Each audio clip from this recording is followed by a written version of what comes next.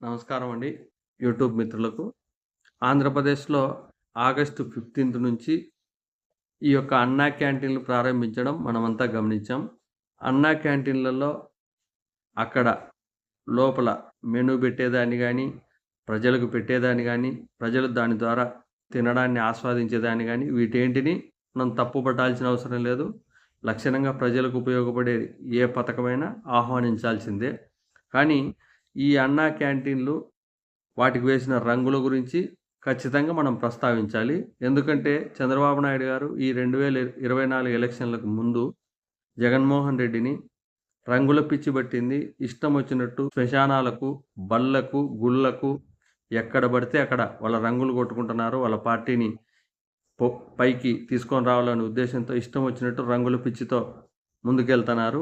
ఇది మంచి సాంప్రదాయం కాదని చెప్పి చంద్రబాబు నాయుడు గారు ఏవైతే కామెంట్లు చేసినాడో ప్రతిపక్షంలో ఉన్నప్పుడు, ఇప్పుడు ఆయన అధికారం వచ్చిన తర్వాత మొత్తం అన్నా క్యాంటీన్‌లంతా పచ్చని మెటాలిక్ ప్లేట్‌లతో, పచ్చని కలర్‌తో ఆయన ఒక ఇంద్రభవనం మాదిరి, దాన్ని ఒక మల్టీప్లెక్స్ మాదిరి, ఒక షాప్ రూమ్ కాంప్లెక్స్ ఏ విధంగా మనం బిజినెస్ కోసం డెవలప్ చేసుకుంటామో, ఆ విధంగా చంద్రబాబు నాయుడు గారు వాటిని తయారు చేయడం, ఇవన్నీ మనం గమనిస్తున్నాం. మరి రంగుల గురించి పదే పదే చంద్రబాబు నాయుడు గారు అప్పుడు విమర్శ చేసిన చంద్రబాబు నాయుడు గారు ఈరోజు అదే రంగులకు, ఆర్భాటాలకు ప్రజాధనాన్ని వృధా చేస్తున్నాననే విషయం ఎందుకు గ్రహించలేకపోతున్నారు? ప్రజలు ఆయనకు అధికారం ఇస్తే ఈ విధంగా రంగులు కొట్టినా, ఏం కొట్టినా ఆయన ప్రజలు స్వాగతిస్తారు అని ఏమన్నా ఆయన ఊహిస్తున్నాడా? ఒకసారి చంద్రబాబు నాయుడు గారు మీరు ఏ విమర్శలు చేసినారో ఆ విమర్శలు అధికారం వచ్చిన తర్వాత అన్నీ మీకు అనుకూలంగా ఉంటాయని చెప్పి మీరు భావిస్తున్నారా? ఏ విధంగా ప్రజాధనాన్ని ఈ విధంగా అన్నా క్యాంటీన్‌లకు రంగుల రూపంలో ఖర్చు పెట్టి దుర్వినియోగం చేస్తున్నారు. మీరు ఆ రంగులకు పెట్టే ఖర్చు, ఆ రంగులకు పెట్టే డబ్బు ప్రజలకు లోపల పెట్టే దాంతో క్వాలిటీలో గానీ, ఏదన్నా గానీ మీరు ఉపయోగిస్తే దాన్ని ప్రజలు స్వాగతిస్తారు.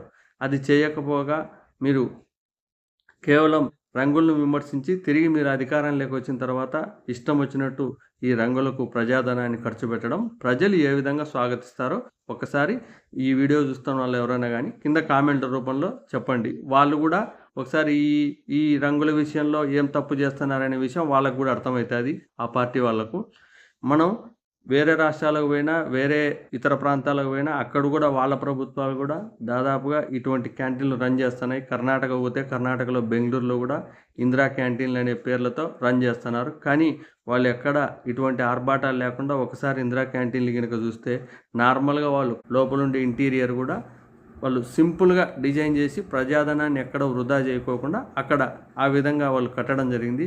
ఒకసారి బెంగుళూరులో ఎవరన్నా ఉన్నవాళ్ళు కానీ, బెంగుళూరు సైడ్ పోయిన వాళ్ళు కానీ ఆ ఇందిరా క్యాంటీన్‌లు ఎట్లుండాయో ఒకసారి మన క్యాంటీన్‌లు ఎట్లుండాయో ఒకసారి ఆలోచన చేయండి. ఇక్కడ ఇంత ప్రజాధనాన్ని ఈ విధంగా వాళ్ళ బయట డెకరేషన్‌కు ఒక మల్టీప్లెక్స్ మాదిరి ఒక్కొక్క దాన్ని డెవలప్ చేసి పెట్టడానికి ఎవరు అధికారం ఇస్తారు అనేది ఒకసారి ఆలోచన చేయండి. అంటే అధికారంలో లేనప్పుడు మీరు ఏ విమర్శలైనా చేయొచ్చు. గతంలో విశాఖపట్నంలో జగన్మోహన్ రెడ్డి గారు దాదాపుగా 500 కోట్లు ఖర్చు పెట్టి బిల్డింగులు కట్టినాడు. ఇంత విలాసవంతంగా కట్టినాడు. ఇవి ఎందుకు పనికిరావు అని చెప్పి విమర్శించిన చంద్రబాబు నాయుడు గారు ఈరోజు ఇంత విలాసవంతంగా అటువంటి అన్నా క్యాంటీన్‌లు కట్టవలసిన అవసరం ఏముంది? మామూలుగా నార్మల్‌గానే కట్టి మామూలు రంగులే వేసి మీరు మంచి పని అయినప్పుడు రంగులతో పనేముంది? పేరుతోనే అక్కడ ఒక మీ పేరు గానీ, ఆయన ఎన్టీఆర్ నందమూరి తారక రామారావు గారి పేరు పెట్టినా గానీ దానికి మంచి పేరే కదా వచ్చేది. మీ పచ్చరంగు ఏస్తేనే పేరొస్తాదా? మరి ప్రతిపక్షంలో ఉన్నప్పుడు ఒకలా, అధికారం లేకున్నప్పుడు ఒకలా ఎలా కనిపిస్తుంది సార్? ఒకసారి మీరు ఆలోచన చేయండి.